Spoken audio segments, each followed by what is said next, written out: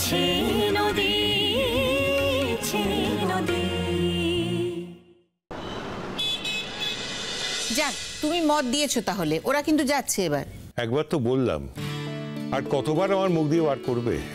না বাবা, তোমাকে আমার বিশ্বাস নেই, তারপরে তুমি বলবে আমি নাকি সবকিছুর ইন্ধন যোগাই। ইন্ধন তো তুমি যোগাও, আরে আমি তো বাধ্য হয়ে কথাটা। আচ্ছা আচ্ছা, ঠিক আছে ঠিক আছে ঠিক আছে, ভালো জেঠু যখন একবার পারমিশন দিয়ে দিয়েছে, দ্যাটস ইট, আমাদের জন্য ওটাই এনাফ, তাই না বলো? আচ্ছা বেশ, তবে আমার একটা শর্ত আছে। উফ বাবা, এই যত দিন যাচ্ছে না তোমার এই শর্ত টর্তগুলো দিনে দিনে বাড়ছে। সত্যি নিজের ইয়াং ডেজে কি করেছে তার ঠিক নেই, এখন ছেলে মেয়েদের জন্য আবার বেশি আটকাট ওনার। আমার ইয়াং ডেজের খেয়াল আমি কেন রাখবো? সেটা রাখবার কথা ছিল তো তোমার, আর তখন তো তুমি এদের পাওনি, তাই আমাকেই ইন্ধন দিতে। দোলের সময় চলো না শান্তিনিকেতনে যাই, আবার এক্সকারশনের পরে পুরীতে দুদিন এক্সট্রা থেকে যাও না গো।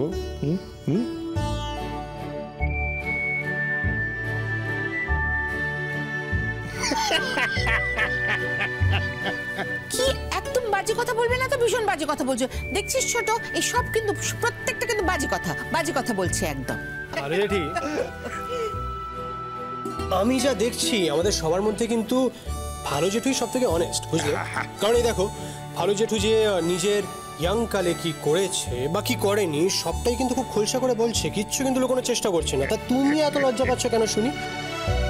না মানে তুমি বা লুকোচ্ছ কেন? তুমি তো বলতেই পারো, তাই না? বলো, বলতেই পারো। মানে আফটার অল আমাদের জেনারেশনটাকে ইন্সপায়ার করার দায়িত্ব তো কাউকে একটা নিতে হবে, তাই না? তা বড়রা না আনলে কে নেবে বলো? হাসছে দেখো।